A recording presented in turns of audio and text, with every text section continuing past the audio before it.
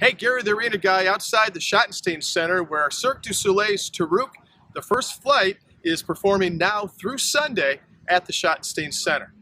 It's an amazing show, special effects, technology is incredible. We're going to get a backstage tour of what it takes to put on Toruk, the first flight, right now. All right, so let's talk about the costuming for Avatar for Toruk, the first flight at Cirque du Soleil. Now we're here in front of a costume, and what's really amazing, we've got a lot of special effects in the show, and it's included even in the costumes, right? Yes, exactly. Explain what we can see here when people wear this. So there's a lot of really interesting things about this costume, actually. So of course it's the blue Na'vi suit that people will recognize from the film, that the Na'vi wear in the film. And not wear, they are blue in the film. So for starters, all of these little yellow dots here, those are actually bioluminescent dots. So under the backlighting, they will glow. Okay. And they really do come to life and create this really visual scene. Also, what's unique is because Na'vi are all about 10 feet tall, obviously we don't have acrobats who are 10 feet tall, right. They've tried to create an illusion by raising where the nipples are and the navel to make it as though the artists were taller than they were. That's awesome. We're also using with the costumes a technology called Flashbacks, and so on for all the main characters and some of the creatures, there's little sensors in the costumes, and that actually enables a spotlight to automatically follow them. So it's all pre-programmed lighting cues. Wow. So there's no actual spotlight operator. So the technology here is it's out of this world. Yeah. State of the art, right? Exactly.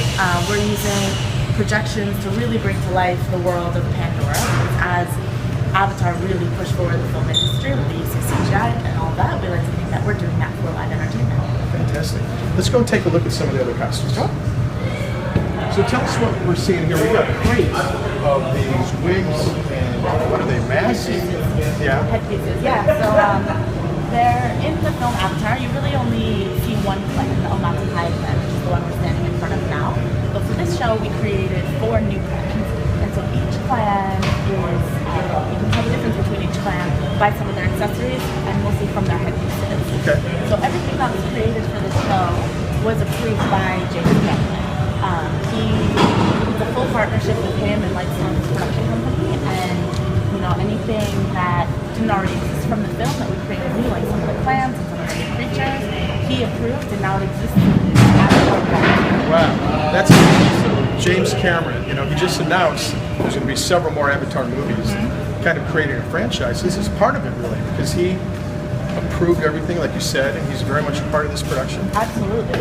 We're not necessarily connected to the film show, but of course, if he decides that he wants to use one of these clans in one of the future movies, yeah, he can. I bet he does. Yeah. I bet he'll do prequels pretty so. soon. Yeah. So tell us about some of these other costumes that we're seeing down Sure. there. So we have the Tapani clan, and they are a clan that is very one with nature, and they have the ability to tame a beast with the sense of a flower. Okay.